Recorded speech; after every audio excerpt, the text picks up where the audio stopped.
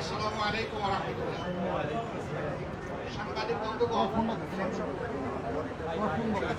আপনারা নিশ্চয়ই অবহিত আছেন যে গত কয়েকদিন ধরে বাংলাদেশে কিছুটা অস্বাভাবিক অবস্থা বিরাজ করছিল। তারই ধারাবাহিকতায় গত পরশুদিন উপদেষ্টা পরিষদের একটা বৈঠক হয়। সেই বৈঠক থেকে উপদেষ্টা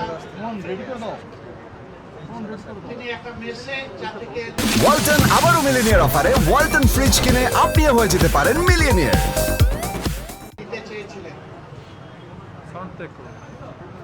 তিনি সেটা দেননি। কিন্তু এই কথাটা খুব দ্রুত সমাজের সব থেকে ছড়িয়ে পড়ে,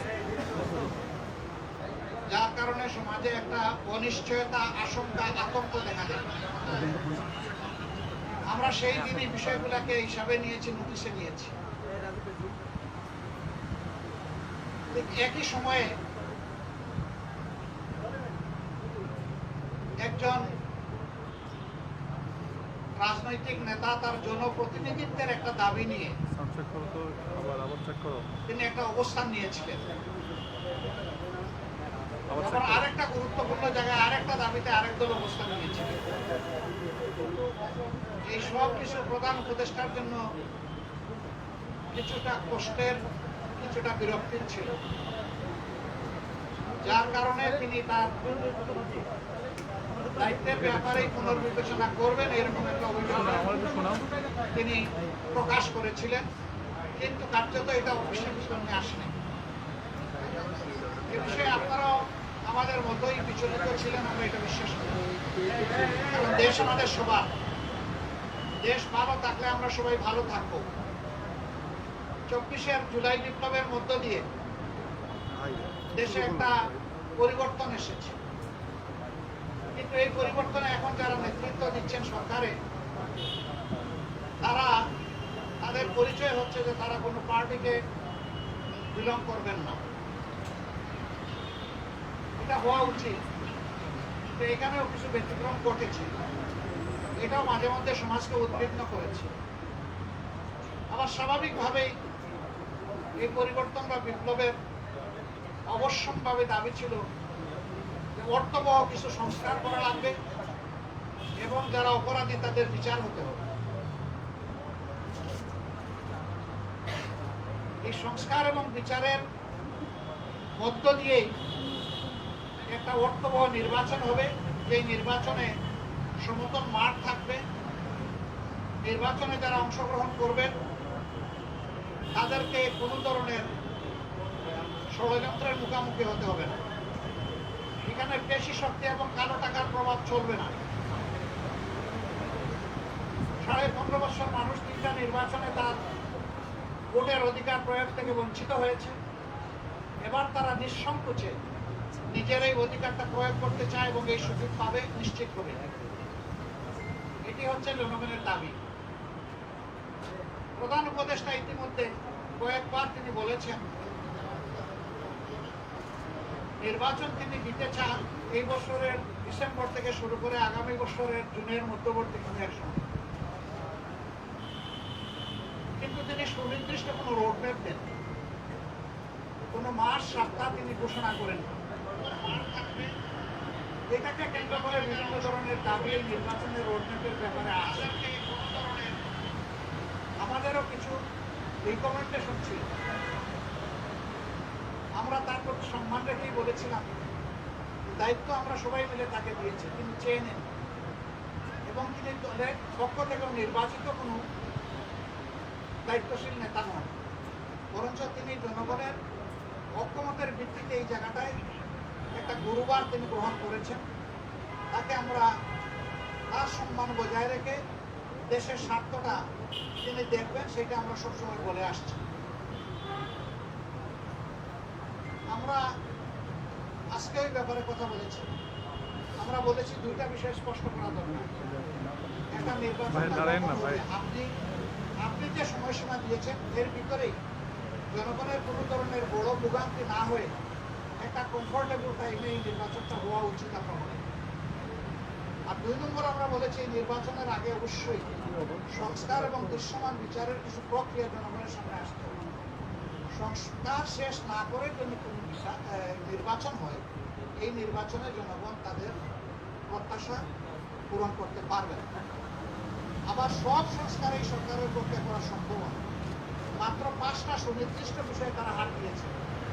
এতটুকু নিষ্পত্তি হওয়া উচিত সন্তোষজনকভাবে। এর পাশাপাশি এখানে জুলাই প্রক্লেমেশনের ব্যাপার আছে, এগুলো সংস্কারের সাথে জড়িত। অনেক দলের দাবি দেওয়ার মধ্যেও কিছু ভিন্নতা আছে, এটা থাকবে। দল যেহেতু আলাদা, মতেরও ভিন্নতা থাকবে, এটাই স্বাভাবিক। গণতন্ত্রের সৌন্দর্য হচ্ছে আমার মতকে আমি প্রকাশ করব, আরেকজনের মতের প্রতি আমি শ্রদ্ধা দেখাবো। আমি কারো মতকে তুচ্ছ জ্ঞান করবো না, উপহাস করবো না এবং কাউকে অপমানিত করবো না। কিন্তু আনফর্চুনেটলি এই সীমা আমরা অনেকেই রক্ষা করে চলতে পারি না, আমাদের পারা উচিত। গণতন্ত্রের স্লোগান হচ্ছে let us agree to disagree। আসলে আমরা এক হই যে আমাদের ভিন্ন মত প্রকাশ করার অবকাশ আছে, সুযোগ আছে। এই থিওরির উপর আমাদের সকলকে আসতে হবে। আমরা বিশ্বাস করি সমস্ত দলই দেশকে ভালোবাসে। ভালোবাসার জায়গা থেকে দায়িত্ববোধের পরিচয় দিয়ে আমরা সবাই যদি এগিয়ে আসি এবং আমরা যদি সংস্কার প্রক্রিয়াকে অর্থবহ সহযোগিতা করি, তাহলে একটা অর্থবহ সংস্কারের মধ্য দিয়ে একটা অর্থবহ নির্বাচন নিশ্চিত হতে পারে ইনশাআল্লাহ। আমরা সেই দিনটির অপেক্ষায় আছি। সমাজে যে অস্থিরতা দেখা দিয়েছিল, এই বিষয়টাকে কেন্দ্র করে প্লাস বিভিন্ন ব্লকেজকে কেন্দ্র করে আপাত দৃষ্টিতে তা কিছুটা কেটেছে।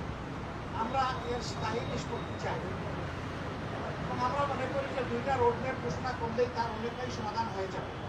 একটা হচ্ছে সংস্কারের রোডম্যাপ, আর একটা হচ্ছে নির্বাচনের রোডম্যাপ। এই দুইটাই অত্যন্ত গুরুত্বপূর্ণ বলে আমরা মনে করি। আপনারা আজকে এখানে এসেছেন, আপনারা ইতিমধ্যে বিএনপির বন্ধুরা এসেছেন, তাদের কথা আপনারা শুনেছেন, আমাদের কথা আপনারা ধৈর্য ধরে শুনলেন। এই জন্য আমরা আমাদের পক্ষ থেকে আপনাদের প্রতি কৃতজ্ঞতা জানাই এবং ধন্যবাদ জানাই। আপনাদের সাথে আমাদের আরো অনেক দেখা হবে, কথা হবে ইনশাআল্লাহ। আজকে আরো হয়তো আপনারা কথা শুনবেন, আরেকটা দল তারা ঢুকেছে, তারাও বেরোবে, তারা তাদের কথা বলবেন। আমরা দেশকে আমাদের ভালোবাসার জায়গা থেকে, বিবেকের দায়বোধের জায়গা থেকে যেটা উত্তম মনে করি, সেই ব্যাপারে কাজ করতে আমরা দৃঢ় প্রতিজ্ঞ। ন্যায় এবং সত্যের পথে আমরা অবিচল থাকবো। দেশের স্বার্থটাকেই আমরা বড় করে দেখবো, এটি হচ্ছে আমাদের অঙ্গীকার। আপনাদের সবাইকে ধন্যবাদ। সরকারের পক্ষ থেকে কোনো সুনির্দিষ্ট দাবি থাকবে? আপনারা যে আজকে আদালতে এটার প্রেক্ষিতে আপনারা কোনো সমস্যা বেঁধে দিয়েছেন কিনা এবং আপনারা ভোট সংস্কারের পরে নির্বাচন করছেন?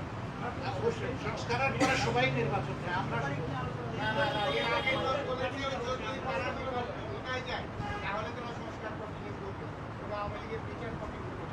আপনারা এটা বিএনপি কখনো কখনো বললে তারা কিন্তু বারবার এখনো বলছেন যে আমরা সংস্কারের বিরোধী নই, তবে নির্বাচনের রোডম্যাপটা আমরা চাই সুনির্দিষ্ট।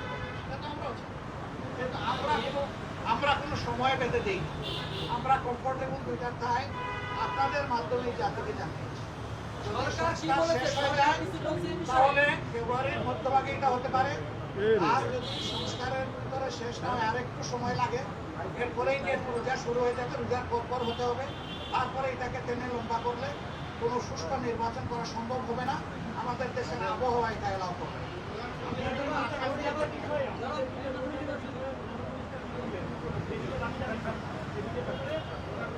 তিনি গভীর মনোযোগ সহকারে শুনেছেন এবং আমাদের এটা আস্থা হইল বিএনপি আর ফতোয়া দিবে জামাতে ইসলামী যদি মানায়, তারা যারা পদত্যাগ চেয়েছেন এই ব্যাপারে তারাই একটা ভালো দেবে। আমরা কারোই কোনো পদত্যাগ চাইনি এবং এই সময় আমরা যখন ওই রকম প্রয়োজন অনুভব করবো তখন আপনাদের মাধ্যমে জানাই দেবো।